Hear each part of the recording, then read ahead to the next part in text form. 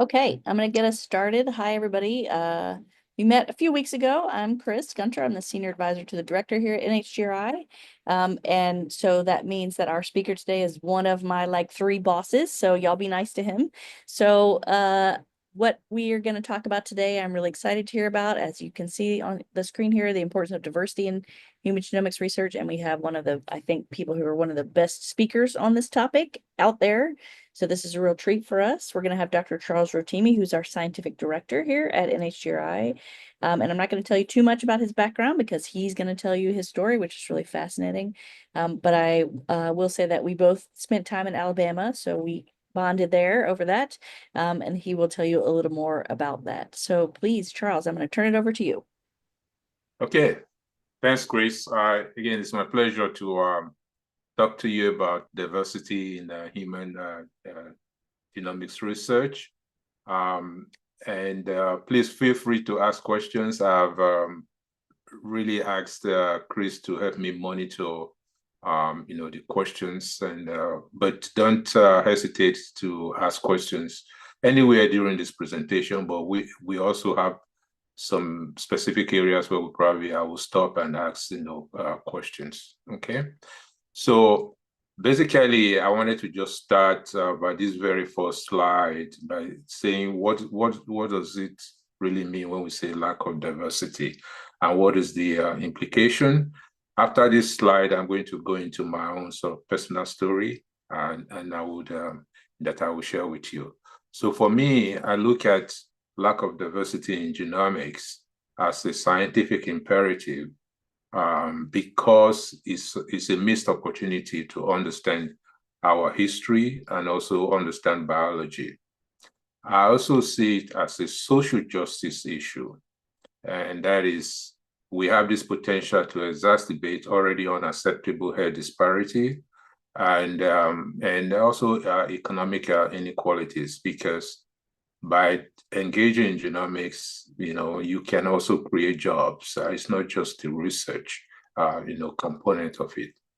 And which leads me to ask the question, as we move forward and we use our genetic information to design new therapeutics and clinical processes, are we going to disadvantage some people or is it going to be beneficial to all human populations? And throughout my talk, you're going to hear different aspects of this, and hopefully at the end, I would have given you enough information to say, okay, yeah, it's really important for us to have diversity, and also why, in a sense. So, all right. So, like I said, a personal story. I call it before and after coming to to America, and this is where I grew up as a young man, and where I went to my elementary, secondary, and university. And the picture on the left there is the city, Benin City in Nigeria. We call it the Ring Road. I used to go around there. They have some good shops that I used to go and get some lunch and things like that.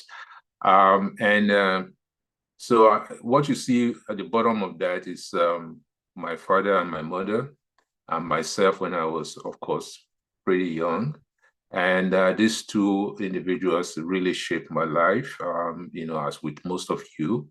Unfortunately, they are no longer with us, but I wanted to share some of their history. My father was English teacher, and I remember I used to write, when I write letter to him, he used to correct it and send it back to me, but not in a bad way, but just, again, teaching me, how to write and things like that. And my mother did not have a formal education, but she was one of the most brilliant people I ever met. She had her own business. And when she comes back from the market, she usually will say, okay, call me and say, let's do our accounting. I'm using my calculator, but she's giving me the answer faster from her head, So I really, enjoyed working with both of them. And so I went to University of Benin after my high school. And what you see here is my project, my undergraduate project.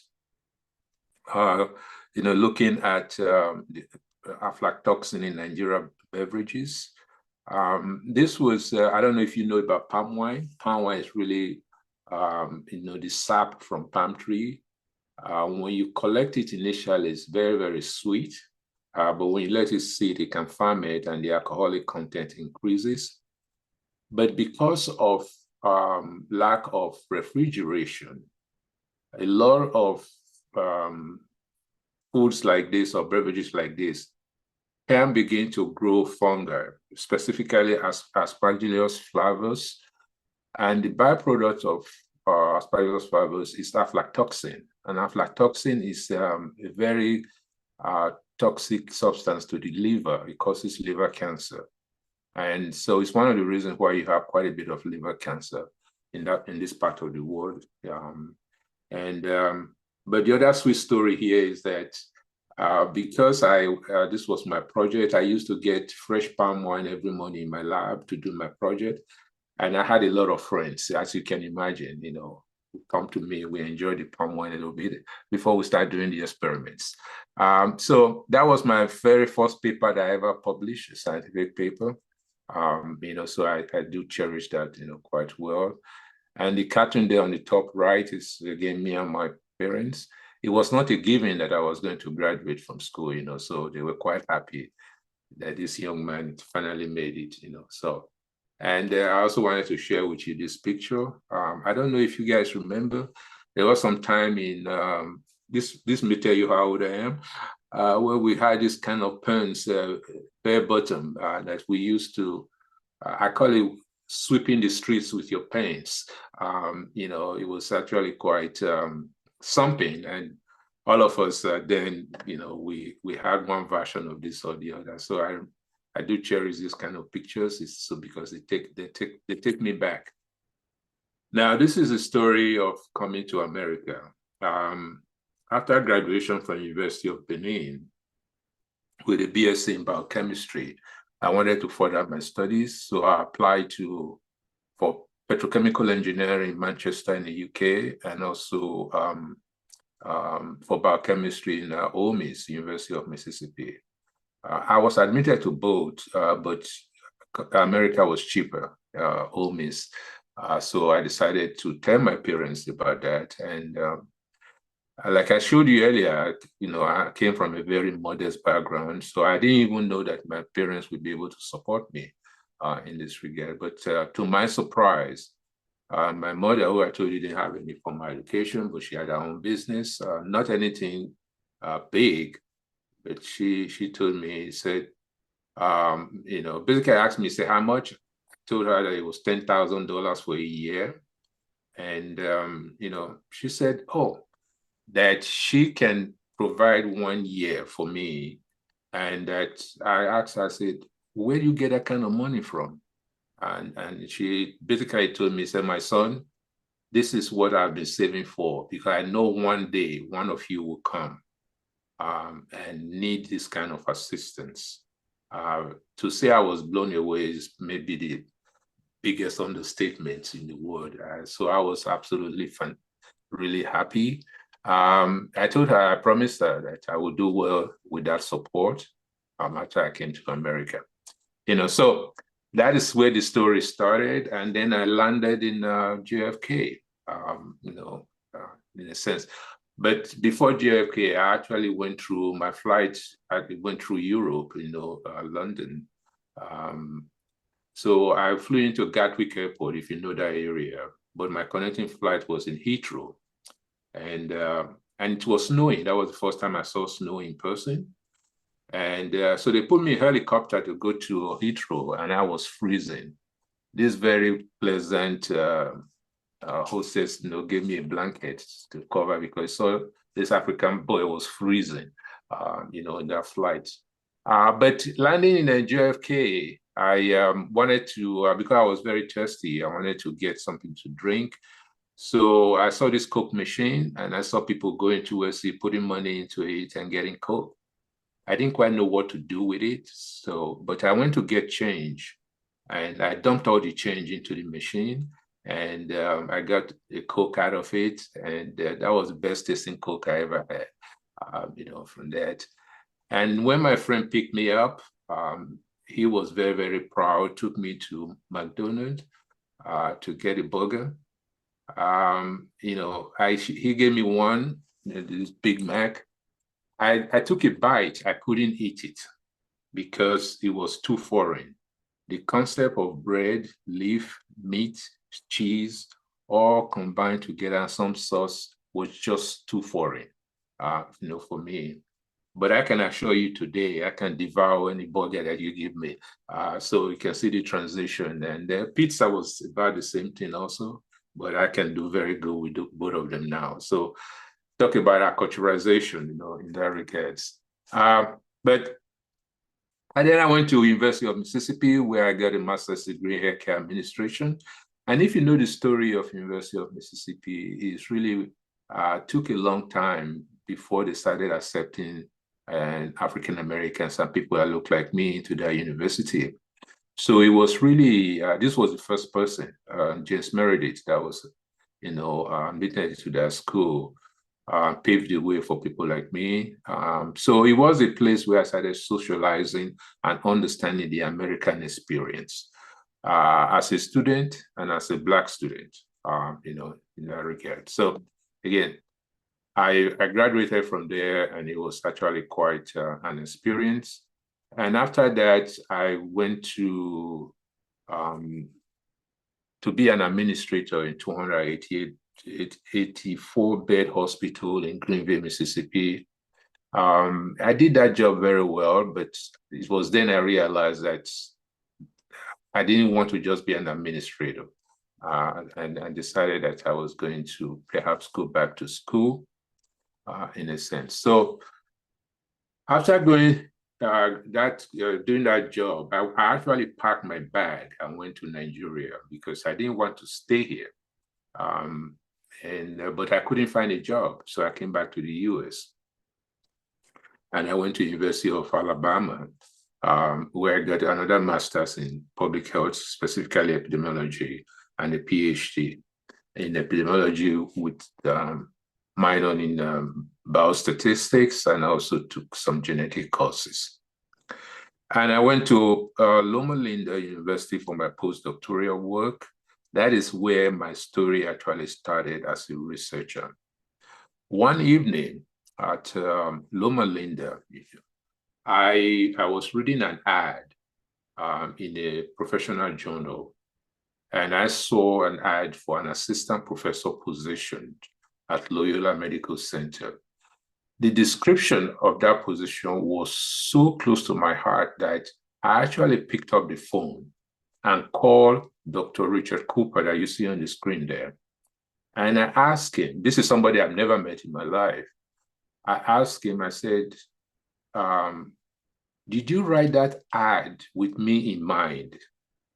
And he said, who are you? And I said, I'm a postdoctoral fellow at Loma Linda, and the job that you advertised is exactly what I want to do in life. And he couldn't understand this crazy person on the phone, in a sense. But after we talked for a while, he invited me to Chicago, to Loyola. And the rest is history. He gave me the job as an assistant professor. I was really happy. Unfortunately, Richard passed away recently. And about 3 weeks or so ago, I was with his wife in the Chicago area for his memorial service. And I still respect that family a lot. This was the very first project I did under Richard Cooper, where we looked at why is it that African Americans have such high rate of hypertension? Could we go back to West Africa and the other West African populations in the Caribbean to understand some of the factors that may be driving this? Basically, the concept here is that we wanted to hold genetics constant and look at the impact of the environment. So as you can see here, this was a study of about 10,000 individuals. You see that blood pressure increased, from rural Nigeria, almost monotonously to urban Chicago, with the Caribbean nations, Barbados, St. Lucia, and Jamaica, intermediate in there. So this is about around 7%, and this is about 34%. And the Caribbean were about 20-something%. So you can see that, and these are people who share very considerable amount of genetic background. And then you look at the same people, Yoruba people, but living in rural environment and urban, then we're able to show this huge difference in the prevalence of hypertension, which basically says that the environment is driving this. We were able to explain this slope looking at 3 major factors: how much salt people consume, how active they are, and how heavy they are. So this was my very, very first successful international work with my mentor, Richard Cooper. And I continue to hold that in the back of my mind, although I do a lot of genetics these days. But I, because of my interest in health disparity, I never forget that the primary determinant of poor health of people is not genetics. It's really the social structure that society has created that drive people towards, different environments. There are some aspects where genetics is important, and I'll show you some examples as we go on. But majority of this is really social structure. And like in real estate, it's location, location, location. What do I mean by that? If you look at the Loop in the Chicago area and just neighboring, communities, you see radically different health disparity in terms of income and also life expectancy. And this really drives almost over a 12-year difference in life expectancy. So again, showing the impact of the environment. And I'll leave this section by saying that the wages and benefits we are paid, the neighborhoods we live in, the schools we attend, tax policies, and all of that, they are all just critically important to our health. More importantly, there are situations that we create as society and we cannot do them. So they are not inevitable in a sense. And I like to quote Charles Darwin, who again is the father of genetics. And I'll talk a little more about Charles Darwin because you will find out that I'm very fond of Charles Darwin, because I think he's just absolutely a brilliant human being. If the mystery of our poor be caused not by the laws of nature, but by our institution, great is our sin, which is absolutely the story of health disparities, health inequalities. So another set of mentors that shaped my career, Professor Georgia Dunstein and Francis Collins. Georgia Dunstein was the first African-American human geneticist with a Ph.D., and she paid dearly for it. I would seriously encourage you to visit her story. It's on the NHGRI website, and you hear some of the things that she went through, where people will ask her in class, what are you doing here? In a sense. So, but she persisted and got her PhD and did some work with Francis Collins' lab as a visiting investigator. And that whole experience led her to, to establish the National Human Genome Center at Howard University. And I was one of the people Georgia, recruited to help lead that center. And in the end, after she stepped down, I became the director of the National Human Genome Center at Howard University. Again, that is where I did the first major genomic project called HapMap. HapMap took place in different global communities, but I was the PI that engaged Africa among the Yoruba in Ibadan, Nigeria, the Luhya in Kenya, and Maasai in Kenya also. These are some of the pictures that we took in terms of community engagement. This was the best community engagement, and it remains so for me that I've ever participated in. And we still communicate with these communities over these years, So, but what did the HapMap do for us? The HapMap was one of the main spin-off from the sequencing of the human genome that I will also touch on, later on. And it really was what allowed us to actually understand how the variation that we see across the genome is structured and how we can take advantage of that to interrogate our genome. So we basically were able to come together and do what we call tag SNPs.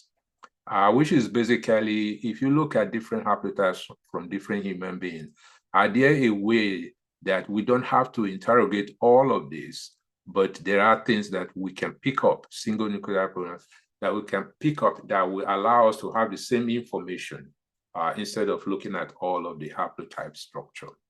And we were able to do that quite successfully, and then we were able to put that onto a chip. And this is the chip that actually drove the initial understanding of how we can do genome-wide association studies. One of the things that we noticed then was the huge diversity in African populations. So these are the Yoruba here, European and the Chinese and Japanese. What you do notice is that African have more variation, and that when we designed these chips, that it required more of the variation to be put on that chip to interrogate African populations, but that wasn't done. So most of the chip that was produced earlier were not very efficient for African populations. So those samples that we collected also became a part of the TASON genome. And the first realization was, again, as we suspected from history, that we share quite a bit. So more than 70% of genomic variation in different populations is shared across multiple continents, as you can see in this cartoon. But what was even more revealing was this cartoon here, which shows that if you look at the number of variable size by genome, you will see that African population carry tremendous more variable sites compared to the Americas, Eastern Asia, and of course, European population. And those variable sites occur whether they are single nucleotide polymorphisms, which is just single variant changes, or non-synonymous, which again probably have some functions and loss of function variant. So all through you see these differences in different populations. And I'll share with you why those are important. So part of my story continues in terms of when I participated in the HapMap, I usually was one or two people who look like me in a room of over 200 scientists. And that experience, stayed with me quite a bit. And I became quite concerned that if this continues, that people that look like me may not fully participate in the genomic revolution. And more importantly, that people who carry variations that look like me may not be adequately represented, and the scientists will not fully participate from that part of the world. So I led the founding of the African Society of Human Genetics, and this is our first meeting, this cartoon you see here, in Accra, Ghana. Again, just to begin to engage African scientists and international scientists who wanted to make sure that Africa is also engaged. And then as part of the African Society under that umbrella in 2007, we invited Francis Collins to join us in Cairo, Egypt, because we go to different African countries every year to meet. And that is when we started discussing the possibility of doing African Genome Project. And we engaged somebody like Francis, to help us think through that. As that was going, I decided that I wanted to move from Howard University. I didn't quite know where I was going to go. So I approached Francis that I'm considering, transitioning to another lab or another university. And Francis said, why don't you come to the NIH? And so working with Eric Green, who was the scientific director then, the position I currently occupy, we were able to come together to attract me to the NIH, and then I became the founding director for the Center for Research on Genomics and Global Health. It was actually called Center for Health Disparity and Genomics, but we later changed the name in a sense. So I was glad that happened. And that is really, for me, is continuing to support what I really wanted to do in life. And that is to use genetics to understand how the environment impact our health, and how we are going to design therapeutics that will be good for different human populations, not just those who can afford it. So, Chris, do you want to stop here and take some questions? Yeah, I think this might be a good place. And can I'm going to step in for a second and ask, we talked about the HAP map, which I obviously was involved in as well, and can attest that was a huge effort that you have summarized well in a few slides. But can you maybe back up a little and define haplotype so that we make sure everybody's on the same page? Thanks for that. So basically, let me see if I can go back here. Okay. So basically, when you say haplotype, it's really how things are linked together, at the for different chromosomes, actually. So what happened is that things travel together in a way they have not been broken up through recombination. And depending on how that is structured, what we did with the HAP map is to say, if we have a region that has about, let's just, for sake of discussion, 50 nucleotides traveling together, can we pick out maybe 2 or 3 of those to represent the information that is coded in that long block that we are calling haplotype? So it's basically the way things are related to each other, the way variants or single nucleotide polymorphisms travel together at the chromosome level. That's what we refer to in terms of haplotype. And by understanding that structure, we were able to design tag SNPs. So instead of interrogating like 3 billion, we were able to reduce that to like 500,000.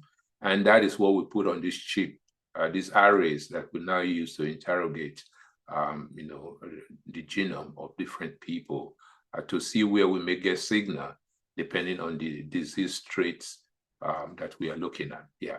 So, Chris, is that good? Yeah. Okay. Yeah. Yeah, absolutely. It's a set of link markers that are traveling together over time. Right. Absolutely. Yep. And you're going to get more into that, but I just want to make sure everybody had Right. that. Does anybody else have any other questions for Dr. Rotimi on background or his journey, which is an amazing one? I didn't realize that you were a hospital administrator. Oh, yeah. That's amazing. Yeah. Yeah. So, yeah. So questions, comment?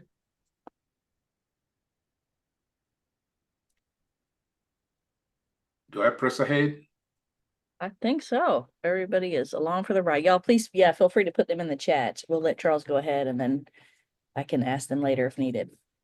Okay. Like I said, again, things may not be in exact sequence of it, again, because when you're telling the story, you can jump up and down. But going back to the sequencing of the Human Genome Project, which me and a lot of people, I'm sure Chris and others, is perhaps the most important thing we have done in terms of understanding biology and human history.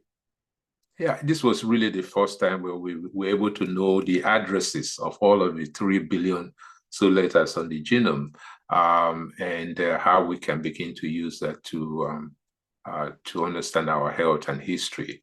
So when we did that project, we spent about $1 billion, and it took 10 years. But I tell you today, we can I can sequence your genome or use our sequencing center and do it under $1,000. But where we really want to be is we want to be at the level of maybe $100 per genome. When we get here, which I don't think is going to be too far, I would guess that we're probably going to have our genome on our cell phone or even as our driver's license. Is the ultimate identifier of an individual, in a sense, so I do see that future coming very quickly, and then the challenge would be how do we read it in a timely manner. So I want to start, asking some questions and say, yes, now we know the address of all of the variants in our genome, but what is this book telling us? Because I look at our genome as a history book.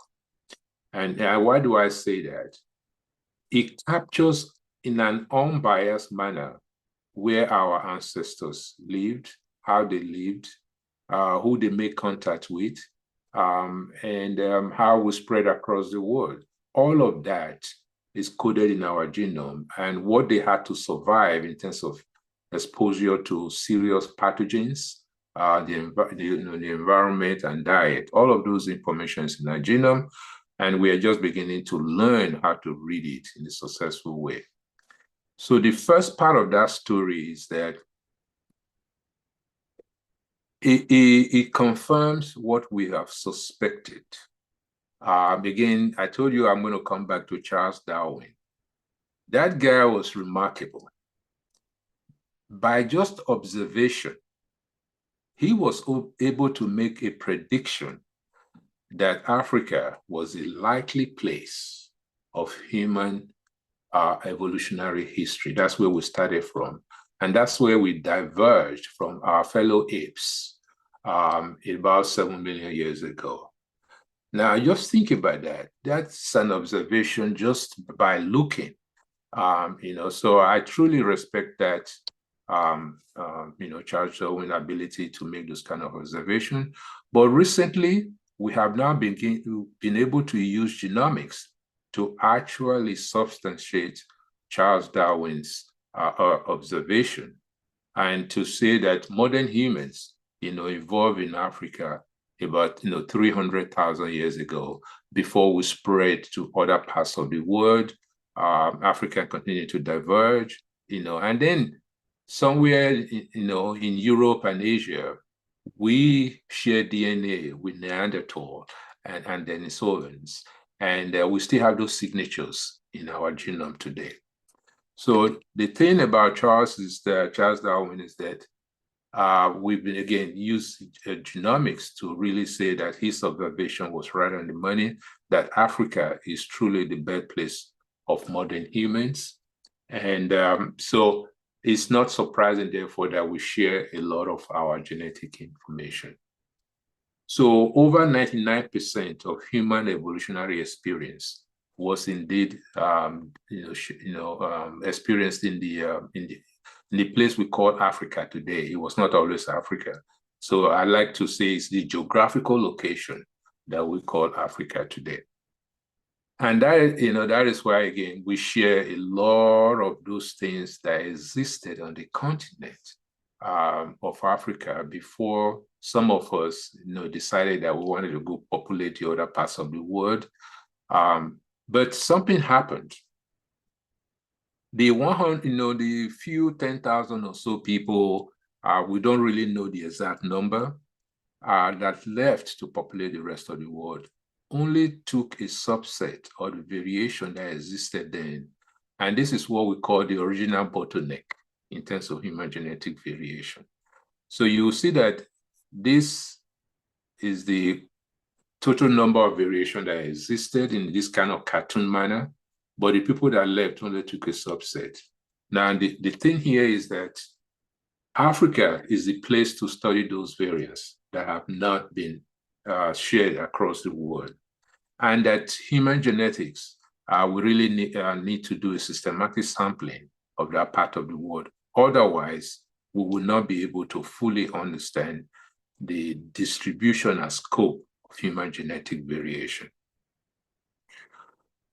So again, because of that long evolutionary history,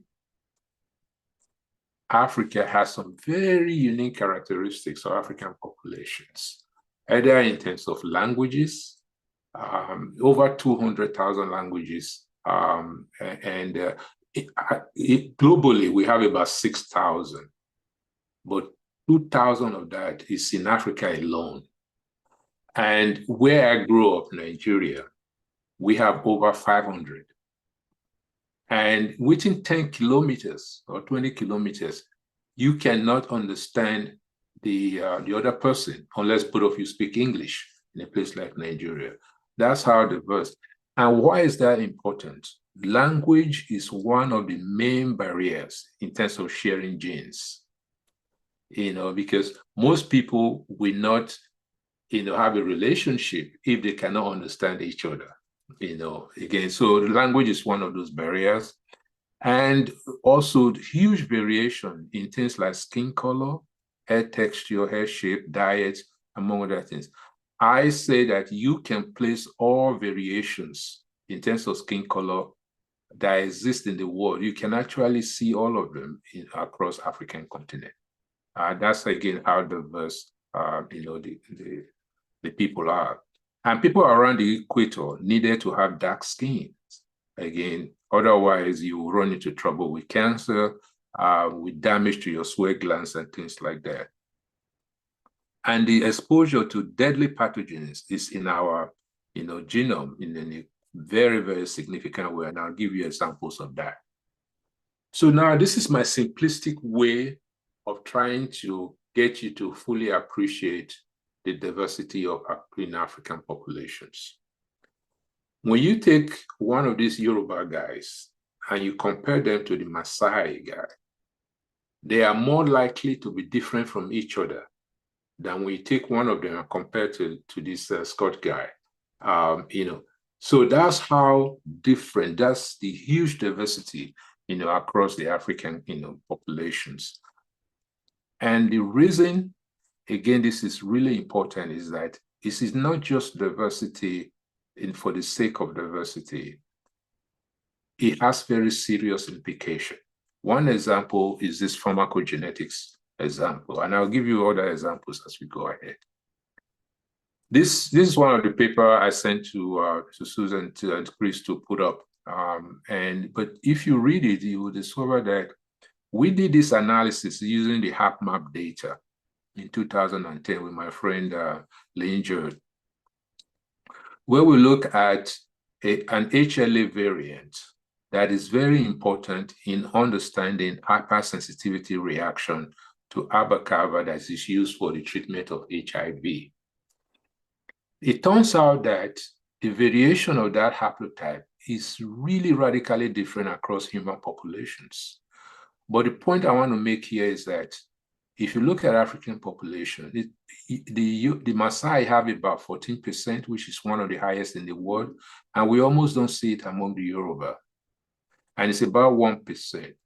So the point here is that if you label that variation by looking at it as African or Black, you can see how you can radically distort the distribution, the huge difference in distribution, and you can arrive at a wrong public health decision about who to screen for this hypersensitivity variant. So again, another way to look at the diversity of African population and why it's actually important that you cannot just use one African to represent the other. And I'll continue to make that point through my discussion. This is another example recently as part of the H3 Africa that I will talk about later, where we were able to also show, that some of the really well-established variants for non-syndromic hearing loss in African population is not driven by what we have discovered, in European ancestry populations. And my friend Ambrose Wacom, did the work and showed very, very clearly that there are other exome sequencing variants that are in different genes that are driving this hearing loss in African populations. Again, the importance of diversity. Now, this is one of the most dramatic examples of how we can use genetics to understand some aspect of health disparity, and also understanding the importance of understanding the pathogen that we have been exposed to in the past, how that may be driving our health, today in modern society. This is observation of the APOL1 gene with kidney disease. About, I think, 2010 or so, a group from Hopkins and NIH used what we call admixture mapping. What do I mean by that? Admixture mapping is really taking advantage of the fact that you have two populations like European and Africans that have lived separately for a while and come together, as you see in African American. And you have those signatures in the genome of African American, for example, and you can take advantage of the fact that you have long reads of those variations we were talking about when I define haplotype. And you can take advantage of that to make discoveries. They did that, and they gave us the initial information about the APOL1 that it may be underlying kidney disease. When this study came out, it was very, very alarming in the sense that it sort of defied genetic principles. What do I mean by that? If something is deleterious in our genome, over time, the evolutionary process tried to eliminate it so it doesn't kill us. But if something continues to rise in frequency, then we have to have another understanding of why is it happening. So this variant turned out to be about 40% among Yoruba, about 20% among African Americans, and we didn't see it in Europeans and Asians, at least at that time. What was critically important is that when you look at African American, 1 in 5, who, with 2 copies of this variant, will develop kidney disease. And that the APOL1 variants accounted for 70% of non-diabetic kidney failure in African Americans. And 4 in 10 African Americans who are on dialysis carry these variants, 2 copies of this variant. This was, again, our initial appreciation for this. So it begs the question, why? Why would these variants hang around in our genome?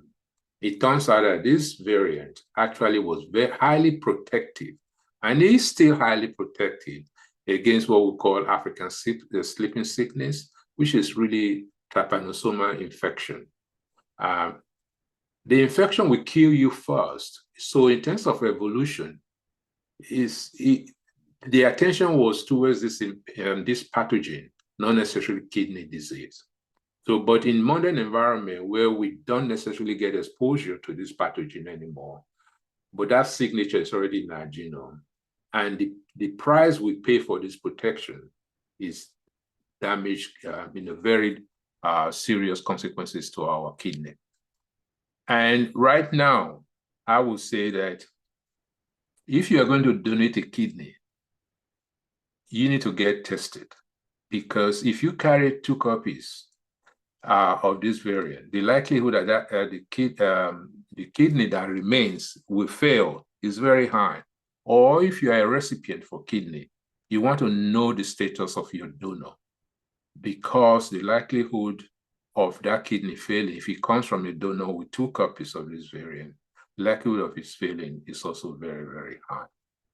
And now, this is the message I'm going to continue to say. It is not a characteristic of being African. It is a characteristic of having to survive an environment with trypanosomas, infection and pathogen. So not all Africans carry this variant. It's mostly in West Africa and some parts of East Africa.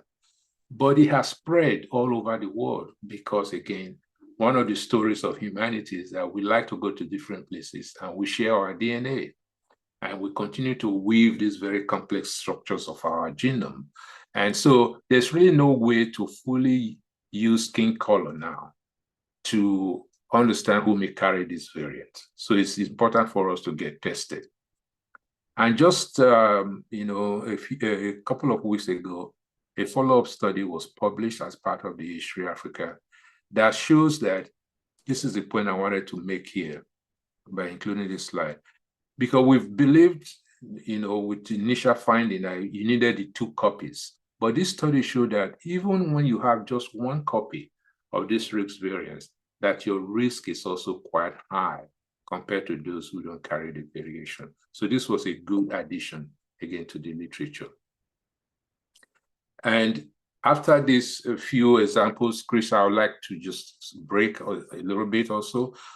So I have a series of examples here, I think about 4 or 5 of them, that I want to truly use to show to you why it is critically important, especially in this era of genome-wide association study, to have diversity. One of the areas that we have been very successful in using genome-wide association to map the genetics of complex disease is for type 2 diabetes. We now have over 1 million European ancestry individuals that we interrogate regularly in terms of genome-wide association study. And we have discovered a lot of variants that have been robustly replicated in European populations. But I want to tell you a story about our study in Ghana, Nigeria, and Kenya with a replication in South Africa, where we made a major discovery for this gene called ZRMB3 by doing genome-wide association in African ancestry populations. Now, the variant that led us to this gene, I say is African specific. I have to be a little bit careful about that. It doesn't mean that it defines African, but it's very rare in other human populations around the world. But this has not been reported in large cohort of Europeans or Asian populations. So for us, this was a hair scratcher. It was highly significant, but we didn't know what this gene does in the context of diabetes. So we went to zebrafish. We knocked down or silenced this gene in zebrafish. And to our amazement, this is the control. This is where we silenced or knocked down the gene, that there was massive reduction in beta cells. And if you know diabetes, beta cells are the things that produce insulin, and they help us to control. So if you have reduced number of beta cells, you won't be able to produce enough insulin. So that was our first insight into how this gene may influence, type 2 diabetes.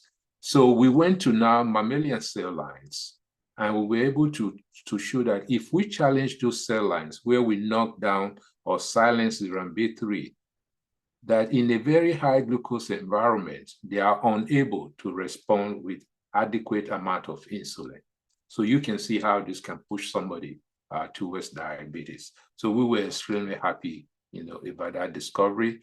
We are now in the field in Nigeria, where we are trying to use this gene variant to stratify people to understand if this is the reason why some people with type 2 diabetes require insulin treatment early in the course of the disease, which is usually for type 1, not type 2. So we are going to try to investigate that a little more.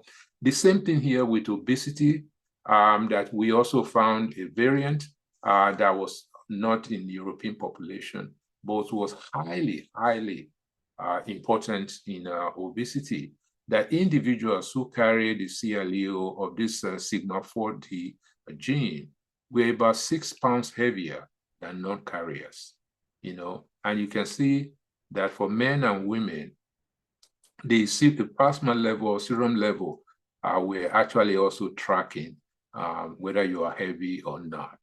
Again, another discovery in terms of African populations. And this is an example from Samoans, excuse me, pronounced it crazily.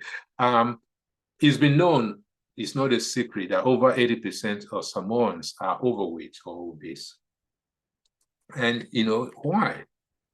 Recently, using genome-wide association, a variant in CREB3, in a regulatory factor, was strongly associated with BMI in Samoans. And it turned out that that variant, again, is very common among Samoans, but very rare in other populations. And the functional study that was done showed that this variant decreases energy use and increases adipose fat storage. So why would this happen? The thinking here is that this variant has to be an adaptive variant that increases tolerance to periods of starvation, increases risk of obesity and diabetes in modern population. So this is another example of making major discovery by going to different human populations. This is probably something that will we will not find if we just look at Africans or Europeans, in this context. And this is among, people in South America. Again, another example of type 2 diabetes. What was really important here is this variant in this solute carrier. For me, what was really the story here is that it was traced back to archaic genome. If you remember earlier, I said when some of us migrated out of Africa, we shared DNA with Neanderthal. It turned out that signature, about 4% of the genome of people outside of Africa actually are from introgression or sharing DNA with the Neanderthal. And this was traced back to that experience. Again, something very, very important that we probably will not understand if we don't go to different human populations. And I think this perhaps may be my last or second to last example in this process, and we will stop. This is with recent COVID. This was published in the England Journal of Medicine in 2020. What I want us to pay attention to is this chromosome 3 finding. It turned out that finding also was traced back to Neanderthal. And one of the observations that was made in Europe was that people with Bangladeshi ancestry were really, really susceptible to COVID, and they were also dying at much higher rate from COVID. And it turned out that they carry a very high proportion of this variant that was associated with COVID infection and mortality, and that may have come into their genome through, again, sharing DNA with Neanderthal. Again, sort of explaining why we have to engage all human populations. This is perhaps the last example here, ancestry and pharmacogenetics. One of the things that have happened over the years is that we have been very, very successful in treating childhood lymphoblastic leukemia. But physicians have noted very different ethnic differences in survival. And this study was done and showed to us very clearly, again, also using admixture mapping in this regard, that having a Native American ancestry background really increases the rate of relapse of this cancer. But what was really important is the fact that when you understand that phenomenon, all you need to do is to give those patients an extra dose of chemotherapy, and they will behave just like other children. So this was a very important finding, and it has nothing to do with saying that Native American background is bad or good. It just showed to us that all of us, the way I look at all of us, we are all mutants, and we are all mutants in our own way. And that we need to acknowledge that, and we acknowledge and we study it, we will understand different human susceptibility to different diseases, and it provide insight to biology. So I'll stop here for a minute and see if people have questions. Yeah, thank you. I'm sorry, I couldn't see the Q&A box, but now we got that fixed. So we have a few questions in here right now that are related to stuff you said previously. Okay. You can answer those real fast, and then people please put more questions in either the chat or Q&A box, and I'll make sure we ask them. So the first question you got was, why did the name of the center change? I think you alluded to that earlier. Yes, that's a very good question. I have, a couple of ways I answer that. So when the center was established and published as a genomic center that will help us understand health disparity, there was quite a bit of outcry from the community, especially people who are really into public health and people who also understand the American history. And that is, by putting health disparity and genomics in the same sentence, you actually can detract from the true cause of health disparity, like I said earlier. So people were very concerned about that. But the way I was interviewed in major journals and even radios and things like that, the way I explain it is that, yes, I fully acknowledge that the major factors that drive health disparity are really things in our environment, how society is structured. And hence, I always say that the number one risk factor for poor health is bad government, not genetics. So,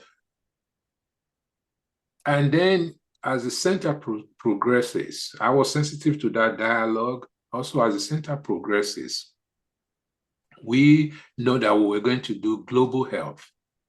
So we wanted to have a title that brings together everything that we do. Hence, we changed it to global health, which also allows us to see disparity, health disparity, not just in America, but across the world. Yeah. That makes sense. So your second question is, what challenges did you face establishing the Society of Human Genetics in Nigeria? The challenge really was the concept itself was foreign at the time we did that. And it's not a lot of human geneticists. There were people, geneticists, but we realized that there are people who are not necessarily genetic card carriers, but are in medicine, are in genetic counseling, are in nurses, and people who are actually dealing with this on a daily basis. So some of the challenges was really that we didn't have a critical mass to start with. But once we established the society and we started to advertise and people saw where we were going with this, and then we started getting a lot of interest and people who may not necessarily call themselves geneticists, but they were actually playing that role. Either in the context of things like sickle cell, or others across the country and continent. So there were those challenges, but it quickly grew and it got a lot of attention. And I think one of the brilliant things that we did was that we actually went to different African countries every year to meet, and therefore we were able to let people know that we exist and for them to join the society. Yes. Yeah, that makes sense. Yeah. Okay, two more questions in the Q&A, and people, again, please feel free to put them in the Q&A here. A question more related to your background. Has your upbringing affected the way you approach research or science in general? 100%. It's there on a daily basis. It gives me my outlook on science. It gives my outlook on how we allocate scientific resources, who is in the workforce. All of those are influenced by my background. And I'll tell you a little bit about it when I talk about History Africa later on, Okay. instead of saying. Great. So a little placeholder there. And the last one we have in the box is, what role do you think the NIH should play in public health actions on a global scale? I like this. Very small, easy question there. Yeah. Yeah, I want to answer that question by, I heard Francis Collins some years back, saying that global health is national health. And nothing showed that to us more than COVID. You cannot put boundaries around your country when you're dealing with pathogens like that. So if you do not practice global health and support global health, you're going to pay a dear price, for it, because it's just one plane load of infected persons coming across your border, and everybody will be at risk. So COVID showed that to us, but we've had that experience before, but COVID just took it to another level, in a sense, So it's important for us to pay attention as NIH and other organizations to global health, because by doing that, we are actually paying attention to our national health. Yeah. All right. I don't see any more questions, so let's keep going. Okay. So can I grab a question for you? Okay, yeah, go ahead. Can you go back to your slide where you talked about those three different groups comparing to the Scots? So like the Maasai people. Oh, okay, yeah. Okay. Let me see. Ooh, was that far? Yeah, it was a little further back there. Yeah, okay, yeah. So this is really just a clarifying question. First of all, I'm enjoying this talk a lot. So the reason that you were saying that the Yoruba people and the Maasai people were more different from one another than a Scot, for example, is the answer time? absolutely is time, and it's time tied to geography. Okay, so like I said, we spend, as humans, we spend most of our evolutionary history on the place we call Africa today. Okay, but some people migrated out of Africa about 100,000 years ago. But that evolutionary history continued on the African continent. So the African people have had more time for their genome to vary compared to the rest of the world. Therefore, as you go across different African populations, they are really more radically different from each other. And that is where, although we use the concept of African, but to me, that's just geography. Okay? Within that huge group of people, about 1 billion people, you have very different evolutionary history, and that information is coded in our DNA, and we need to study it. Just like I'm comparing the Yorubas and the Maasai, there's a group in central Nigeria where we recently just discovered that their genetic background is more closely related to the Maasai in East Africa. Now think about that for a minute. This is a group in central Nigeria and West Africa. Where did that genetic background come from? So we are now trying to study it. One of the initial things that we are finding out is that there were some pilgrimages, migrations that occurred, and that some people just settled there, and they've been there all their lives. So you see those signatures in there. So that's the reason. So when you look at the African genome pool, you see a whole lot more variable sites, but these are all Africans. And so if you compare them, on average, they are really radically different. Like I also show with this hypersensitivity reaction, HLA. You see that among the Maasai, for whatever reason, they have a very high frequency of that HLA variant. And you don't see it when you look at among Yorubas, for example, or it's extremely low. So that's the reason. It's geography and time that have structured our genome, and also exposure and survival of serious pathogens that existed in that geographical locations. And then climate and diet, all of those things are responsible for that drives the variation that we see. And any population that have had longer time to experience those things, we have more variability. African just happen to be the #1 on that list. Yeah. That's always a hard concept, more variation within groups than between groups. So Yes, I appreciate you. absolutely, yes. All right, so I'm going to try to track my way back. We'll see. Yeah. Let's see. Yeah. Again, I wanted to just make the point here that individual, ancestry information is more informative than notions like wired headphones. These do not work. Got it. I think somebody was just unmuted there. Oh, okay. All right. So let me skip this. Yeah, this is an example that I wanted to give in terms of gene-environment interaction. Now, this is really unique, and I was really floored when I saw this published in Science. And that is, there's a community in Argentina that their groundwater has been contaminated with arsenic for a very long time. Now, the really fantastic thing about our genome is the elasticity of it, the ability to adapt. And this is a community now that has really fully adapted to exposure to a serious toxic environment. And they actually now developed,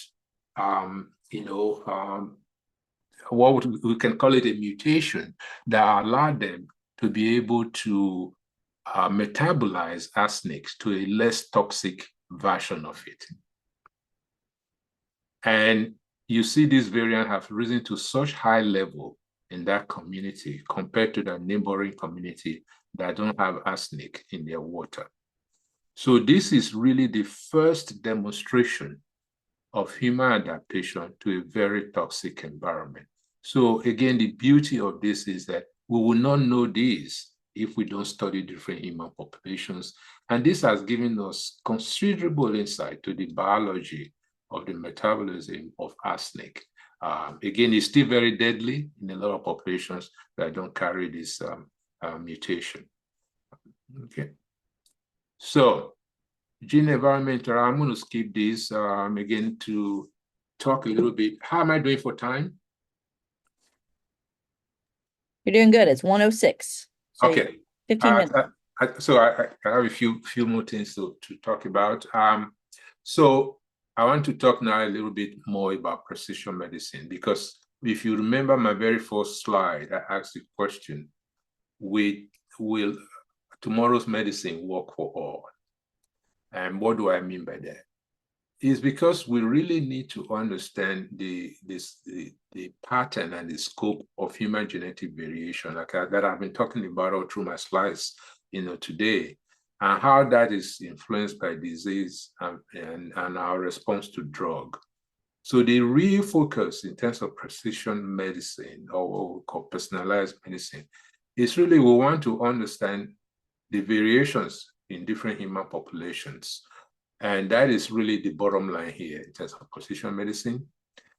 And we want to do that looking at individuals and looking at groups. But it is very important for us to know that the group we are referring to here is not the way we currently describe ourselves in terms of Black, white, Asians, and Hispanic. What do I mean by that? I usually use a very simple example. Like I said earlier, I grew up in Nigeria. Those days, I used to get malaria maybe 2-3 times a year, along with my mother. And we used to get treated by taking chloroquine. That was the drug. Now, chloroquine was very effective for myself and my mother in treating malaria. But at the end of it, myself and my mother will react to chloroquine very differently. I will itch for days. I cannot sleep after the malaria is gone, but my mother doesn't experience the same thing. So if you were interested in the pharmacogenetics of chloroquine action and adverse reaction, myself and my mother will belong to 2 different groups. That is what we mean by groups in the era of precision medicine. It's not whether you're Black or Hispanic or white, okay? Now, so this is the overall goal. We want to make sure we account for your genetic background when we are treating you and when we are designing drugs. So what is the implication in this era? The lack of diversity. So this is, for me, one of the most revealing way of looking at it in terms of our genome-wide association studies. As you can see, most of it has been done in Europeans, about 3% in Asia, less than 2% in African populations, and all the other populations around the world, barely, represented. What is the implication of this? We also see this in our reference databases. So the lack of diversity is really dangerous when you are using a reference database that is incomplete. This was a study that was published in New England Journal of Medicine, and also carried in the New York Times, where people, African ancestry of people who call Black, were being misdiagnosed with heart disease because the reference database was incomplete for the genetic background of this individual. So something that was not pathogenic was being called pathogenic, and therefore they were being diagnosed as having heart disease. So you can see the serious implication of that. And we are also using to understand what we call polygenic risk scores. Let me quickly define that. What we are trying to do is all of these genome-wide association studies that we are doing, which is basically the diagnostic search of our genome to see where we can find signal with different diseases. We are now looking for ways to take all of that information and see if we can define people who are at high risk, which would be this end, or low risk. Majority of us are going to be in the middle of this. So, but what we are realizing is that because we have done most of our GWASs, or Genome-Wide Association, in European ancestry populations, if we use that to define polygenic risk scores, we can put people at risk in terms of incomplete information, because polygenic risk score decay very fast as you leave European populations to different parts of the world. So it is very important, again, to have diversity in how we construct something as perhaps simple, but we need to have the right, databases to compute what we are calling a risk, because that risk may be under different genetic background in different human populations. Okay. So diversity, inclusion, and recruitment. I have, as you imagine, I have devoted, a lot of my, training efforts and professional towards making sure that we recognize that diversity and inclusion and who's at the table is critically important in how we are doing research. It's not just genomic research, it's biomedical research in general, and that we make sure that we continue to represent people. This title here is, I didn't make up this title. This is highly sensational title of this magazine, but I was interviewed and this was a picture that showed up there.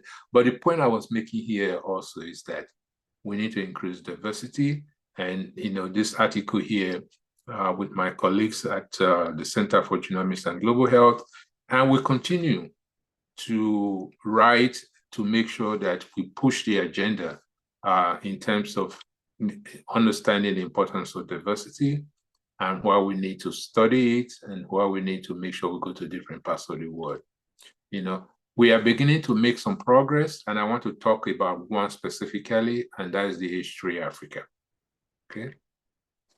So under the umbrella of the African Society, again, we formed what we thought we were going to do as an African Genome Project, but with subsequent discussions, like I show you, Francis was with us in Cairo in 2007. We, through various discussions and engagement, we decided to establish something called ASHG Africa, Human Hereditary and Health in Africa.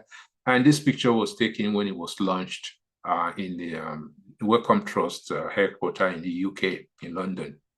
And what was our vision is really to build capacity, for African investigators and African people to be engaged in genomics. Now, so what did we want to do? We wanted to increase the international representation of African scientists in genomics, establish networks that can drive collaborative work, and expand the infrastructure. But more importantly, we wanted to make sure that whatever funding goes to ASHG Africa goes directly to the African institutions and the PR. Because as we all know, the person that controls the money controls what is done. So this is also a reflection of my background. And I tell you that all of that plays out in a way.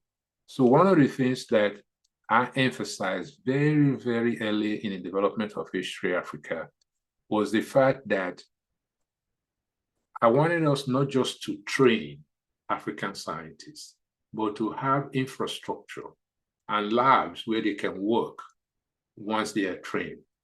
Because of my own experiences, the more you train an African scientist, or even South American scientist, or Indian scientists, the more you make them more incompatible with their environment. You may not mean that, but that's the end consequences.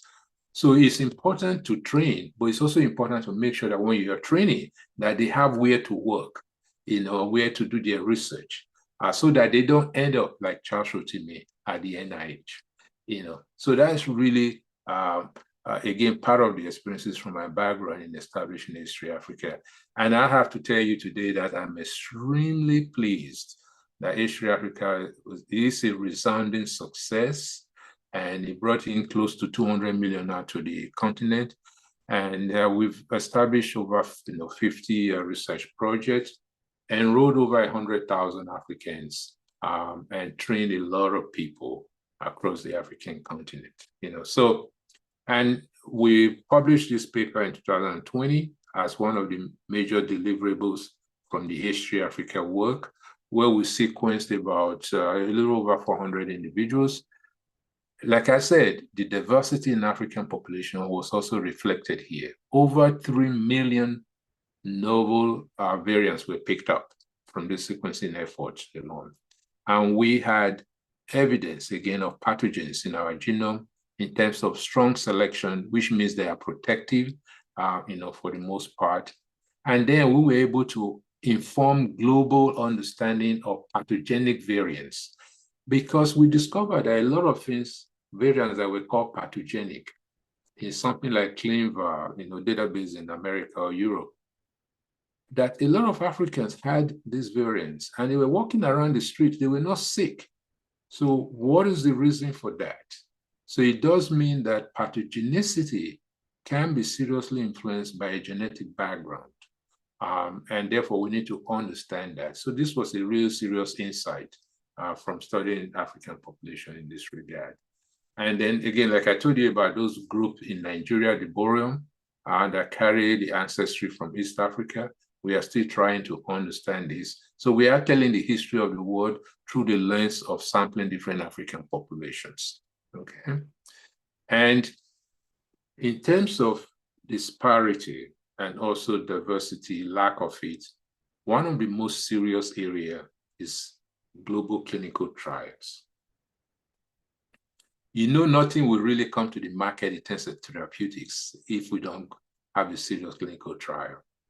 So about 3.7% of global clinical trials are conducted in the continent of Africa. Now, what is even more devastating is that close to 90% of this 3.7 is in South Africa alone. So almost nothing across the other parts of Africa. And how do you know that African people, all over 1 billion people, will benefit from these drugs that we are defining using clinical trials? So again, I just wanted to put that there as consequences. So we are beginning to change that. We want to establish centers of excellence across Africa as part of building on the success of H3 Africa. And these are the people that are currently helping, driving, this thinking. We want to raise $10 million per center. That's $100 million per year to establish these centers. And we are beginning to make progress in that regard. And recently, about 3 or 4 weeks ago, I was with Francis Collins, in Nigeria, where we opened a new genomics center. And that's Francis there with his guitar. If you know anything about Francis, he carries that in everywhere, and is truly a music lover. And we were all dancing because this is a true remarkable success story in Africa. Now, if you go, this is really, in a place that you would not think to have a genome center with a P3 lab, so this is truly, truly remarkable, success stories.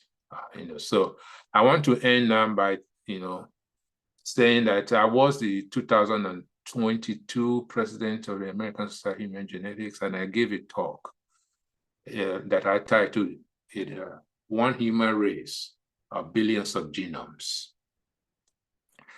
The reason for that is pretty simple. We are all unique in our own ways, but we share a lot. We need to understand those uniqueness, and we need to understand our similarities, at the same time, and I believe that we can simultaneously describe the similarities and differences without evoking the evils of our society, of ourselves. And that the careful documentation of this variation can help us to design new therapeutics that will be, effective to different human populations, and that the human genome is a mosaic of our experiences, past and present. And every time we share DNA, we make that story more complicated, more complex, but more beautiful, in that regard. So I want to challenge your thinking about ancestry and who we are, and identity and race. And I will end there in a couple of minutes. So this is a woman raised as white, wanted to trace her ancestry, and she discovered her father was Black. Everything about her, the way she lived her life, says that she is white. So you can imagine, if she was in front of a doctor or things like that, that's what they would be looking at her. But there might be variants that she have picked up from the other part of her ancestry that will not be accounted for. Now, if these two young women here don't challenge your notion of race, nothing ever will. These are twins. Now think about that for a moment.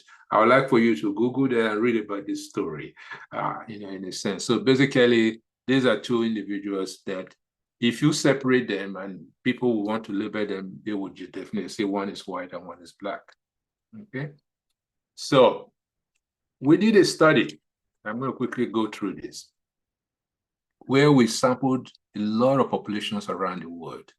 We wanted to know how many ancestries can we identify globally.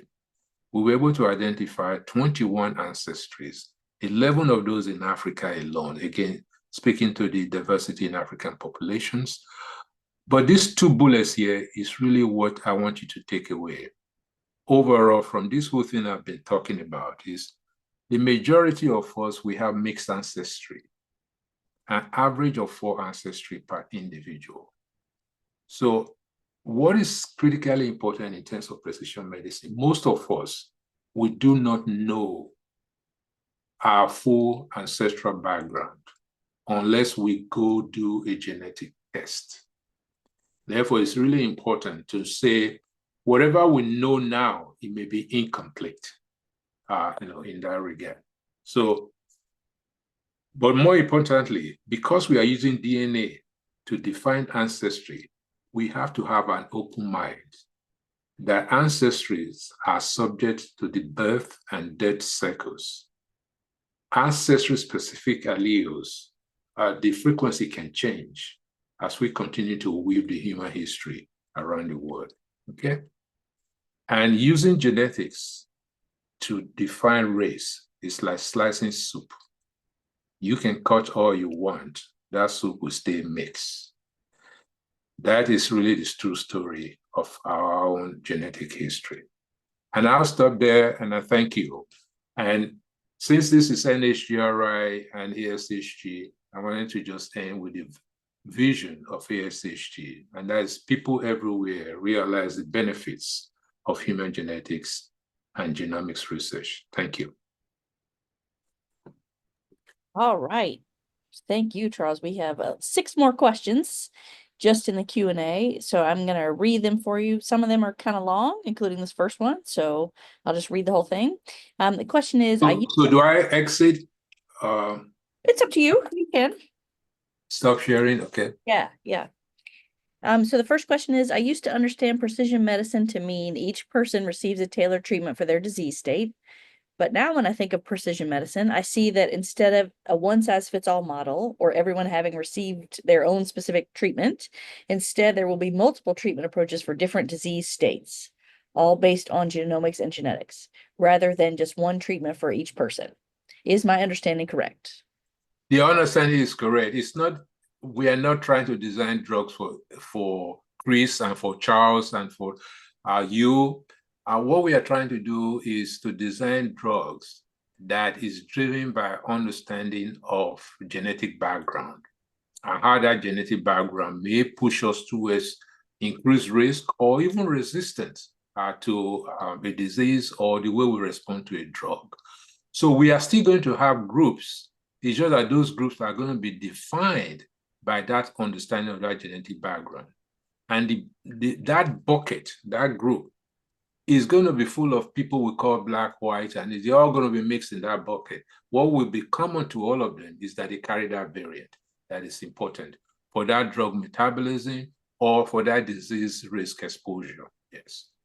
Yeah, and I would just add a great example I know of this is the Spark project, which focuses on autism, funded by the Simons Foundation, and they have something called Simons Searchlight, if you're more interested in that, and they are grouping people by genetic cause instead. And exactly as you said, they look like a whole bunch of people in there. So, okay, next question. You describe the limitations of references across various populations. Are there also reference limitations across sex? Do females and males have similar references within the various sampled populations? Good question. Most of the reference database that we have now are really not that limited by gender. Okay. What is limited by gender is the fact that we don't interrogate the sex chromosomes. Right. Because the sex chromosomes have different characteristics and are a little more challenging, to interrogate. Most of the work we do, we ignore the sex chromosome, and therefore we are actually creating disparity in terms of sex. And we are beginning to change that slowly, but we are not there yet. So Yep. that is where that disparity comes in, is the fact that we have basically ignored the X and the Y, in terms of the work that we do, especially in the context of genome-wide association studies. Yeah. Yep. Okay, this next one is a little longer, and to whoever asked it, I hope I am saying it right. Please chime in if I'm not. As we are the new and the future of the genomic workforce, what actionable items should be done to increase DEI in research, but also in the workplaces? That's the question. And then there's some explanation. I tend to hear a lot of people talk about the need for DEI, how it's important, but never see tangible and actionable results, or just a few, which is inexcusable in my opinion. And that makes it disheartening as a Black person who is a first-generation American. I wonder what needs to be done in order to finally see the change that so many people love to talk about, but have a hard time executing.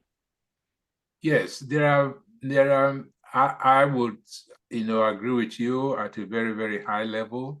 But we are making progress. And the progress that we are making includes, having this NHGRI, ASHG, kind of opportunity to dialogue and talk.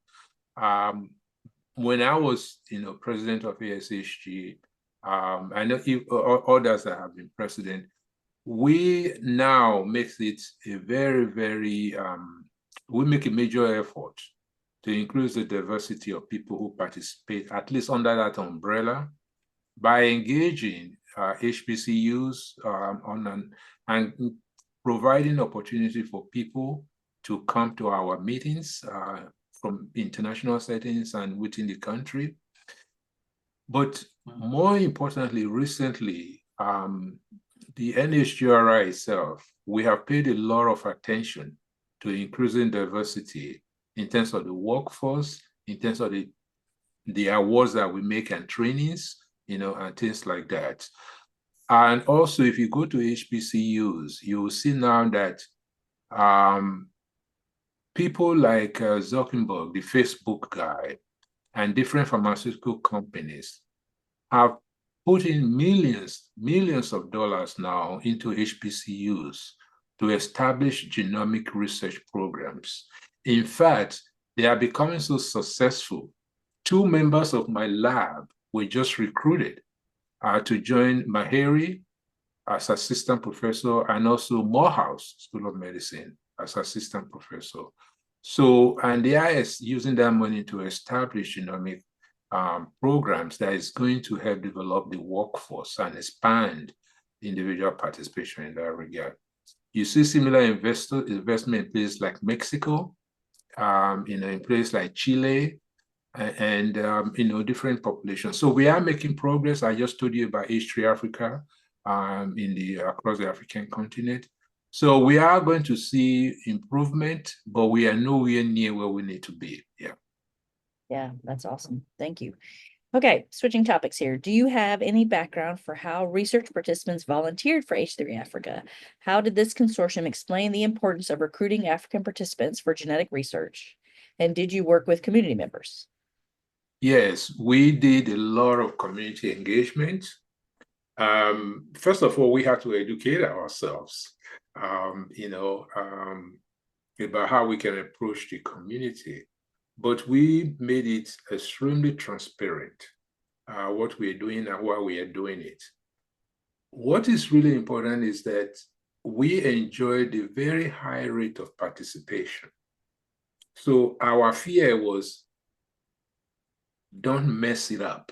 That we were enjoying quite a bit of, people understood why we were doing what we were doing.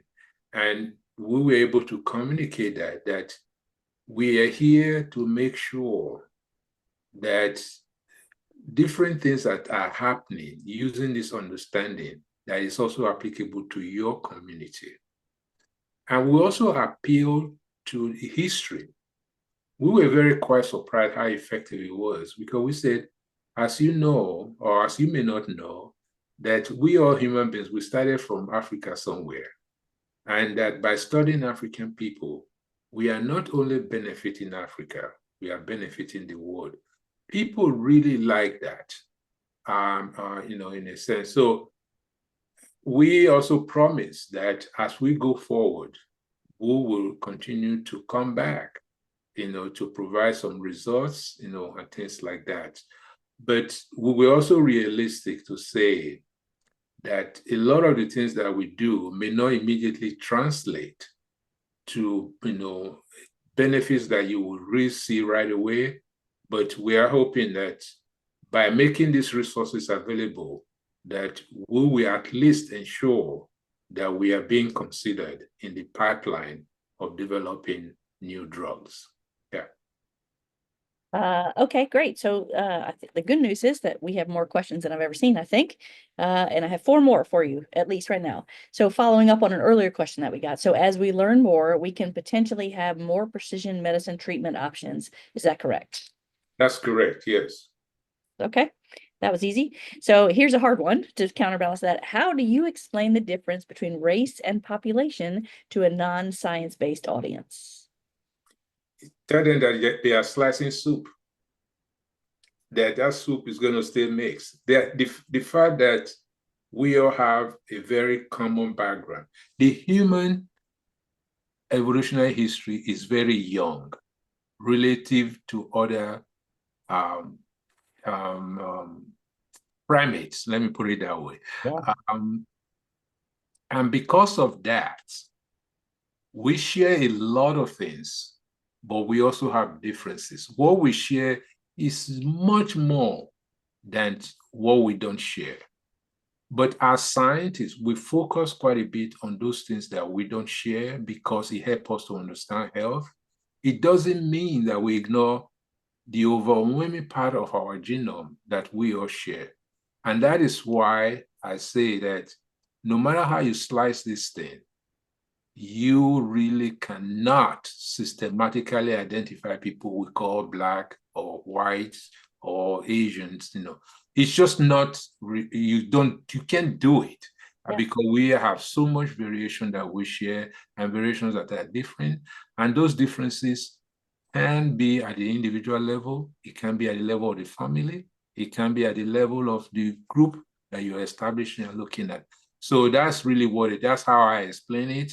And people get it when we really use examples like slicing soup and things like that. And also that cartoon of Maasai,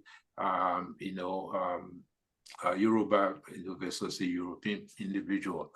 Those are sort of the ways that we try to explain that, yeah. Yeah, I hope that was helpful to everybody. So 2 more, which are good questions. Is there a way for postbacks to get involved in your research? Yes, I always, my research specifically, yes, I'm in need of postdocs now, postback. Send your email and your CV. And there's also a system as well. If people plan to be postbacks, there is a system for people to go in. So 1 more in here, and then I see we have 1 in the chat too. So the last question in the Q&A is, if we ever want to find opportunities to work with you in a DEI aspect, how should we go about that? Just get in touch. Really, just get in touch. My information is public.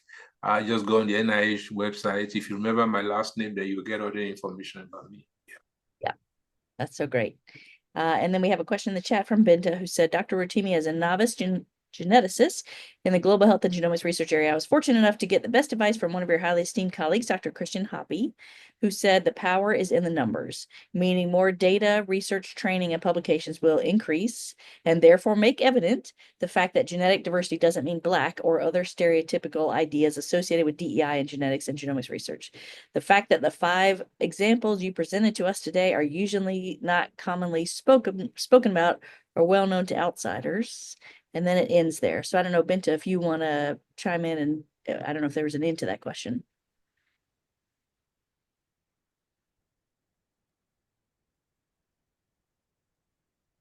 That was from Binta. Yeah. Yeah. Can you hear me? Yep, we can hear you. Yep. So the question was, the comment was the question about people who are trying to get more involved in DEI activities or programs to increase genetic diversity and genetic research. And it was just about numbers, right? Less than 1% of all the GWAS is in populations of African ancestry. How do we get around that? We need more studies and more data to increase that number. Talking about it obviously is a great start, but we have to do more. Yeah, there's no argument from here. We just have to do more. We have to continue to establish good cohorts and characterize those populations, really. Yeah, and one of the things I learned from people who are in these fields is the pushback. There's always going to be pushback. It's almost like you have to defend why this research is important. And as a trainee, it's really, really hard to have that confidence or even conviction to say, this is important, you should listen. It's easy coming from Charles or coming from Dr. Collins or Dr. Happy with giving your track record. But as trainees, postbacks, postdocs, even PhD students and graduate students who are in these fields or in these research area, it's really, really challenging sometimes to get that point across. Yes, it's challenging, and I can tell you, I faced those challenges early in my career also. I just say, develop thick skin and keep pushing. Keep knocking those doors down as much as you can. Yeah. All right. Well, thank you, everybody. That was great, Charles. We're gonna, I think, switch off the recording and keep talking a little bit more with the fellows. But thank you, everybody, for coming. Okay. Bye-bye.